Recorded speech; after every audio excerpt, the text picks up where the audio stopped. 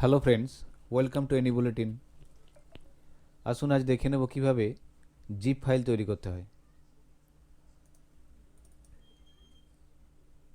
আমি এখানে এই ফোল্ডারের মধ্যে এই ডকুমেন্টগুলো জিপ ফাইল তৈরি করব। জাস্ট অল সিলেক্ট করবেন। সিলেক্ট করার পর রাইট ক্লিক করবেন এবং সেন্ড টু অপশানে যাবেন। কম্প্রেসড জিপ ফোল্ডার এই অপশানটা শো করবে। কম্প্রেসড জিপ ফোল্ডার এন্টার করবেন। এটা উইন্ডোজ 10 অপারেটিং সিস্টেমে আপনাদের দেখাচ্ছি। ওয়েট করবেন, এই ফাইলের সাইজ অনুপাতে সময়টা নেবে।